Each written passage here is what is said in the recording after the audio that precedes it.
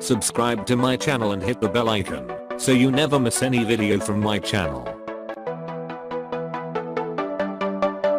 அனைவருக்கும் வணக்கம் ஃப்ரெண்ட்ஸ். இன்னைக்கு நம்ம வீடியோவில் என்ன டாபிக் பற்றி பார்க்க போகிறோம் அப்படின்னா, ஒரு பெண் அவங்க கன்சீவாக இருக்கும்போது அவங்க நார்மலாக சாப்பிட்றத விட அதிகமான அளவு ஊட்டச்சத்து உள்ள உணவுகள் தான் கண்டிப்பாக எடுத்துக்கிறணும். ஏன் சொல்கிறோன்னா, அவங்க கன்சீவாக இருக்கிறதுனால அவங்களுக்கும் அவங்க கருவில் இருக்கிற குழந்தையோட ஆரோக்கியத்துக்கும் சேர்த்து தான் அவங்க சாப்பிடணும். ஸோ அதிகமான அளவு ஊட்டச்சத்து உள்ள உணவுகள் கண்டிப்பாக சாப்பிட்டே ஆகணும் அப்படின்னு தான் சொல்லுவோம். ஸோ நீங்கள் கன்சீவாக இருக்கும்போது சாப்பிட வேண்டிய முக்கியமான 5 பழங்கள், அதை பற்றி தான் நம்ம இந்த வீடியோவில் பார்க்க போகிறோம். ஸோ இது வரைக்கும் நம்ம சேனலை நீங்கள் சப்ஸ்கிரைப் பண்ணலை அப்படின்னா சப்ஸ்கிரைப் பண்ணிக்கோங்க. கீழே இருக்கிற பெல்லைக்கானை கிளிக் பண்ணிங்க அப்படின்னா நம்ம வீடியோ போடும்போதெல்லாம் உங்களுக்கு அப்டேட் வந்துகிட்டே இருக்கும். வாங்க ஃப்ரெண்ட்ஸ், வீடியோக்குள்ளே போகலாம். ஆரஞ்சு பழம். ஸோ ஆரஞ்சு பழம் நார்மலாக எல்லாருமே சாப்பிட்லாம். இதில் நோய் எதிர்ப்பு சக்தி அதிகமான அளவில் இருக்குது. ஸோ இதில் நம்ம கன்சீவாக இருக்கும்போது இந்த பழம் சாப்பிட்றதுனால நமக்கு சீக்கிரமாக இந்த நோயும் நமக்கு வராது. ஸோ அதனால் நமக்கும் நம்ம குழந்தைக்கும் ரொம்பவே நல்லது.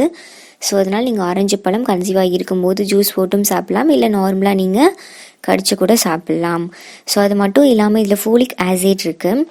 ஸோ இது வளர்கிற கருவில் உள்ள நரம்பு குறைபாடுகளை தடுக்கிறதுக்காக ஹெல்ப் பண்ணுது. ஸோ நம்ம கன்சீவாக இருக்கும்போது சாப்பிட வேண்டிய பழங்களில் ரொம்ப இம்பார்ட்டன்ட் ஆரஞ்சு பழம். பனானா. ஸோ இது மேக்ஸிமம் எல்லாருக்குமே பிடிக்கும். ஏன் அப்படின்னா, நிறைய பேர் டெய்லி ஒரு பனானா சாப்பிடுவாங்க. அது ரொம்பவே உடலுக்கு நல்லது. ஏன் சொல்கிறோன்னா, பனானாவில் பொட்டாசியம், நார்ச்சத்து, விட்டமின் சி, விட்டமின் B6 இந்த மாதிரி எல்லாமே உங்களுக்கு தேவையான எல்லா சத்துக்களுமே இருக்குது. ஸோ இது ப்ரெக்னன்சி டயத்தில் நம்ம பனானா சாப்பிட்றதுனால மலச்சிக்கலை தடுக்க உதவுது. ஏன் அப்படின்னா, சில பேருக்கு கன்சீவாக இருக்கும்போது இந்த ப்ராப்ளம் இருக்கும். ஸோ ரெஸ்ட் ரூம் கரெக்டாக போகலையேங்கிற மாதிரி அவங்க நினைப்பாங்க. ஸோ நீங்கள் இந்த டைமில் பனானா எடுத்துக்கிட்டிங்கன்னா உங்களுக்கு இது ரொம்பவே ஹெல்ப்ஃபுல்லாக இருக்கும். ஸோ அது மட்டும் இல்லாமல் இதில் இருக்கிற விட்டமின் B6 காலை நேரத்தில் கன்சீவாக இருக்கும்போது நிறைய பேருக்கு ரொம்ப குமட்டல் இருக்கும், வாந்தி எடுத்துகிட்டே இருப்பாங்க. ஸோ அவங்களுக்கு இந்த வாழைப்பழம் ஒரு நல்ல ரெமடி. மாம்பழம். ஸோ மாம்பழத்தில் விட்டமின் சி மற்றும் விட்டமின் ஏ இருக்குது. ஸோ குழந்தை பிறக்கும்போது அந்த குழந்தைக்கு விட்டமின் ஏ குறைபாடு இருந்துச்சு அப்படின்னா அவங்களுக்கு நோய் எதிர்ப்பு சக்தி ரொம்ப கம்மியாக இருக்கும்.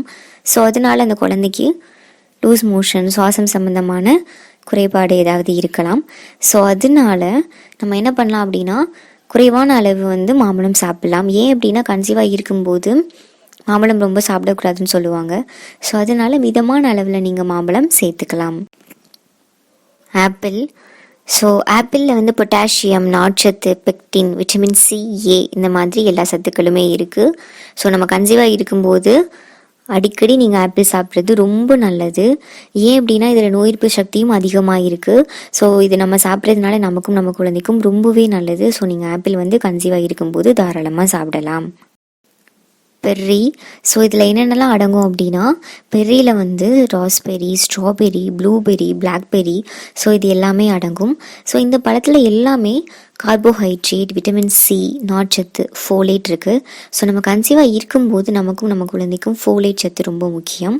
ஸோ ஃபோலேட் சத்து இதில் இருக்கிறதுனால நம்ம கன்சீவாக இருக்கும்போது இதெல்லாம் சாப்பிட்லாம்.